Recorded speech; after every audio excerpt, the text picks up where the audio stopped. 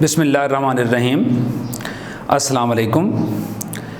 मैं प्रोफेसर तारिक नईम बदर, शोबा Urdu the concept academy Islamabad आपसे मुखातिब हूँ। जमात नहम के अज़ीज़ तलबा व तालिबात,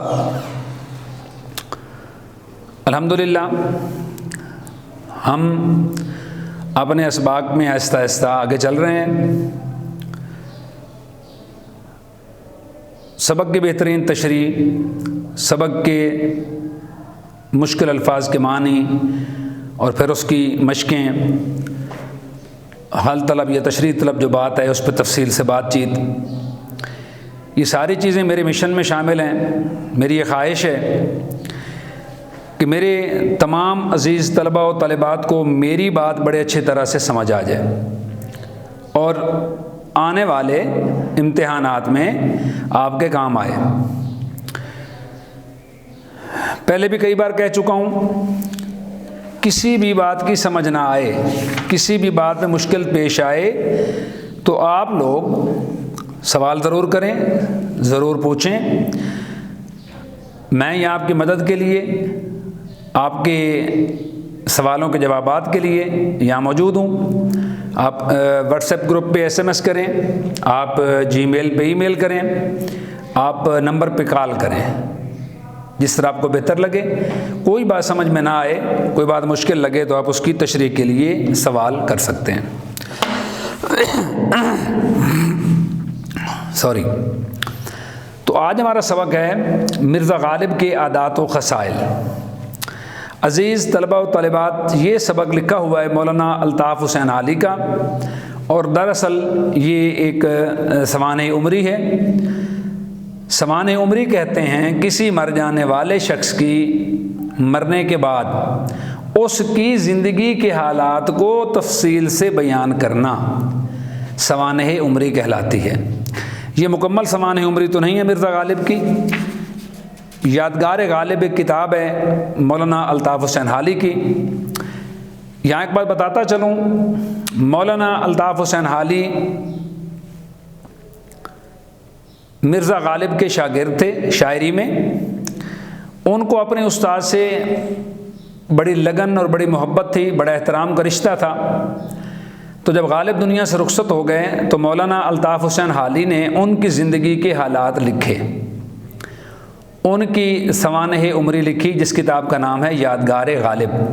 तो आपके सिलेबस में, आपके निसाब में जो सबक है मिर्ज़ा गालिब के आदात व ख़साइल, ये दरअसल उस किताब में से अख़ज़ किया गया थोड़ा सा हिस्सा है। जैसा कि आपको मालूम है, हमेशा हम सबक पढ़ने से पहले उसके मुसन्निफ़ का तारुफ़ लाज़मी पढ़ते हैं।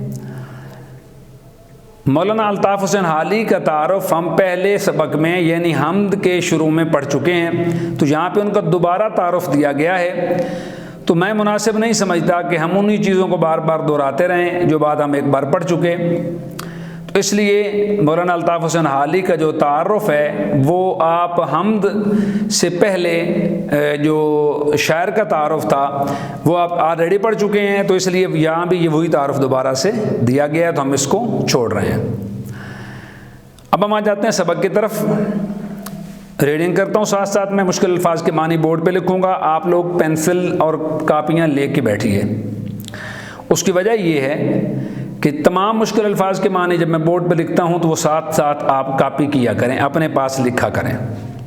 उसका फ़ायदा ये होगा कि आपके पास अपने नोट्स तैयार हो जाएंगे और जब आप इम्तिहान के करीब पहुँचेंगे, पेपर के करीब पहुँचेंगे, तो आपके पास अपनी एक बेहतरीन किस्म की तैयार हो जाएगी, नोट्स तैयार हो जाएंगे, जहाँ से आप बड़े आराम से बैठ के ख़ुद उसको बेहतरीन तरीके से तैयार करके पेपर देने के काबिल हो सकेंगे। मौलाना साहब कहते हैं कि मिर्ज़ा गालिब के खिलाक नहायत वसी थे। वो हर शख्स से जो उनसे मिलने जाता बहुत कुशादा पेशानी से मिलते। कुशादा खुले को कहते हैं, पेशानी माथे को कहते हैं। यहाँ मुराद है खुले दिल से।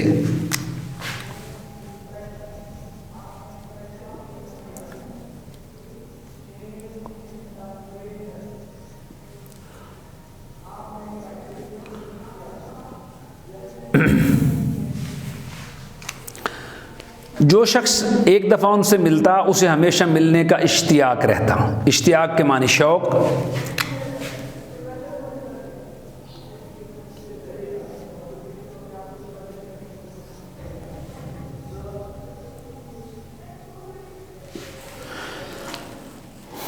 दोस्तों को देखकर बाग बाग हो जाते। बाग बाग हो जाना, बहुत ज़्यादा खुशी का इजहार करना, ये मुहावरा है।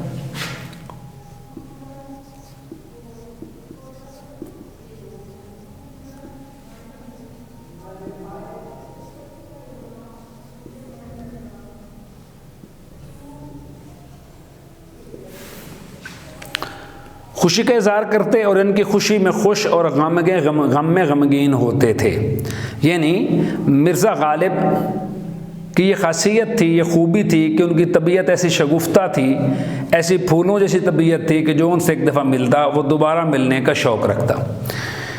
मिर्ज़ा साहब में रगे ज़राफ़त या मिर्ज़ा साहब के हिस्से ज़राफ़त फड़कती रहती थी। वो अपने दोस्तों की खुशी में खुश होते और दोस्तों के गम में गमगीन हो जाते, दुखी हो जाते। इसके अलावा अपने दोस्त जो उनसे मिलने आया करते, उन दोस्तों को देखकर खुशी से बाग बाग हो जाते, निहायत खुशी का इजहार करते।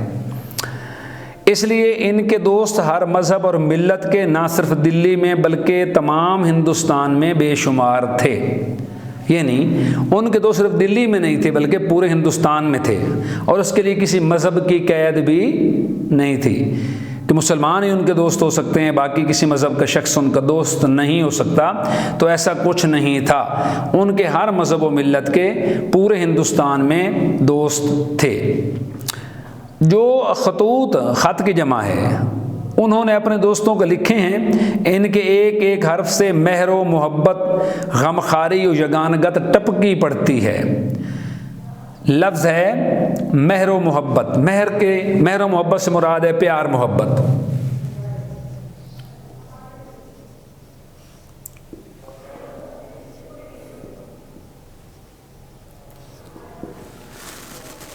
फिर लफ्ज़ है गमखारी।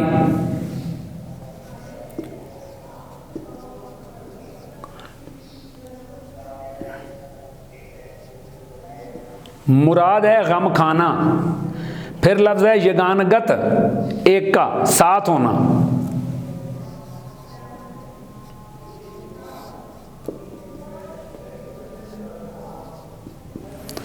टपकी पड़ती है। अज़ीज़ तलबा व तालिबात, आपको पता होना चाहिए गालिब ने उर्दू में खतूत निगारी के हवाले से एक नया अंदाज़ बयां इख्तियार किया और अलकाब को ख़त्म करके, अलकाब को छोड़ के बहुत सी चीज़ें उन्होंने अलकाब और लवाज़मात छोड़ के ख़त ऐसे लिखे हैं जैसे मुखातिब सामने बैठा सुन रहा है। तो इसलिए उन्होंने अपने दोस्तों को खतूत लिखे हैं, वो खतूत अपने अंदाज में एक अलग ही अंदाज बयां लिए हुए हैं। इसलिए उनकी एक किताब मिलती है जिसका नाम है खतूत गालिब। उनके एक दोस्त ने उनको मुरतब किया, तरतीब दिया, और वो किताब मार्केट में दस्तयाब है। बहुत खूबसूरत अंदाज बयां है। आपको वक्त मिले तो आप ज़रूर पढ़िए लेके।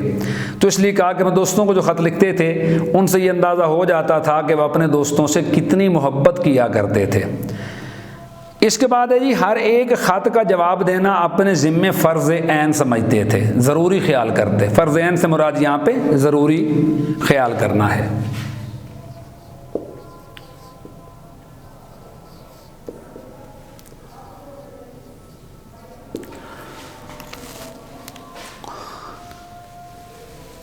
इनका बहुत सा वक्त दोस्तों को जवाब लिखने में सर्फ होता। सर्फ से मुराद यहाँ पे खर्च है, खर्च होता।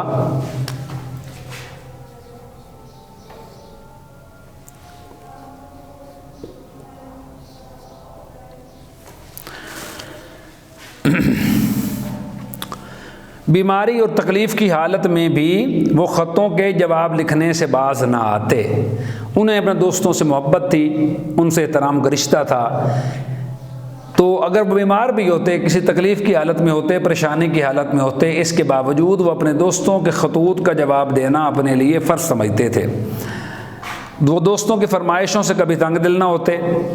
दोस्ती जहाँ पे होती है बेतकल्लुफ़ी होती है, लोग दूसरे से बेतकल्लुफ़ कोई चीज़ चाहिए मांग लेते हैं, कोई चीज़ लेन देन करना हो मांग लेते हैं। तो इसलिए वो दोस्तों के, हालांकि मशहूर आदमी थे, अजीम बेहतरीन शायर थे, बादशाह वक्त के उस्ताद थे, इसके बावजूद उनकी तबीयत में कहीं पे भी नखरा कह लें या तकब्बुर कह लें, गरूर कह लें, नखवत उनकी तबीयत में नहीं थी। दोस्त जो उनसे फरमाइश करते वो उसको ज़रूर पूरा करने की कोशिश करते।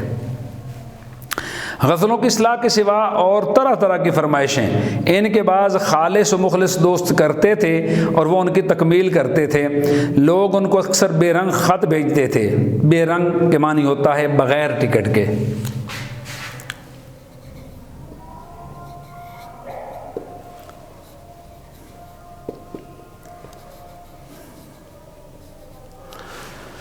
बेरंग के मानी बग़ैर टिकट ख़त भेजा करते थे।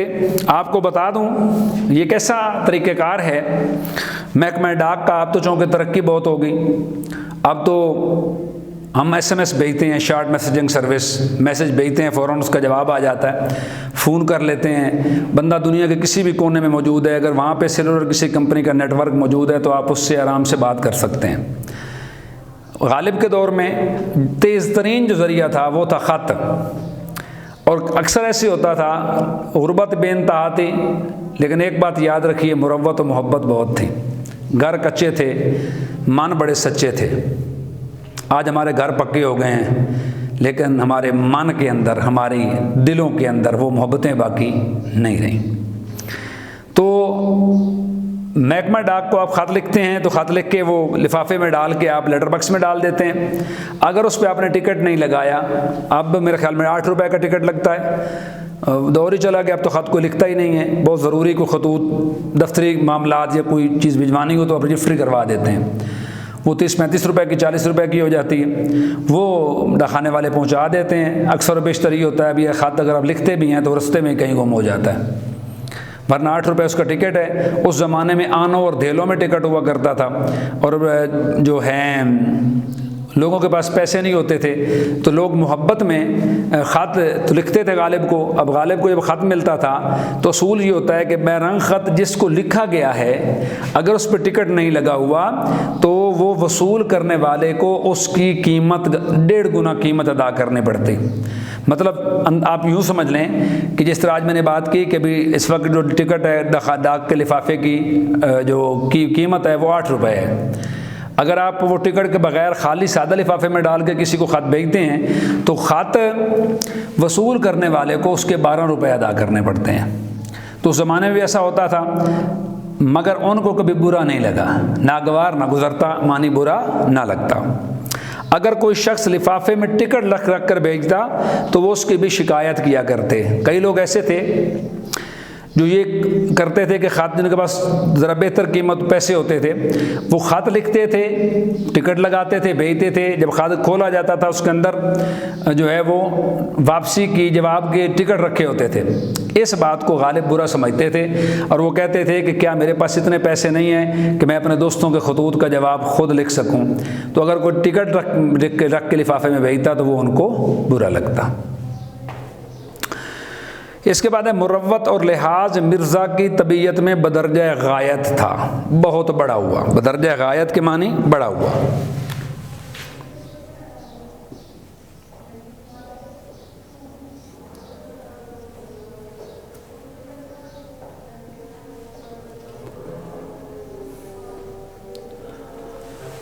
आप इसको हद से ज़्यादा भी कह सकते हैं, हद से ज़्यादा था। बावजूदी के से मुराद है इसके बावजूद।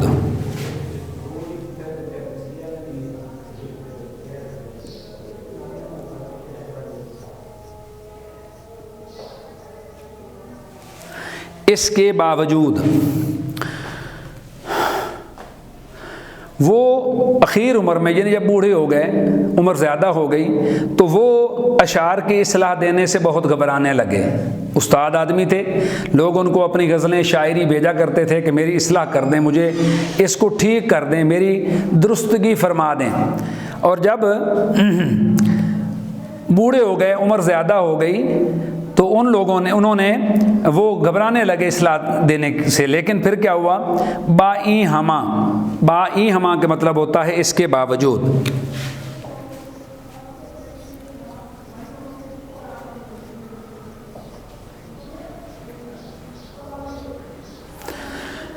बाई हमा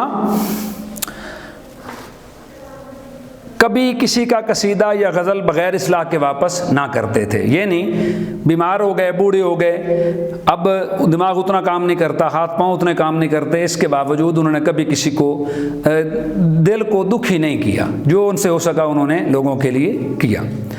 तो अज़ीज़ तलबा व तालिबात, आज का हमारा सबक होता है यहाँ पे ख़त्म। इंशाअल्लाह बाकी जो सबक का हिस्सा है वो पढ़ेंगे हम अगले लेक्चर में। बहुत शुक्रिया।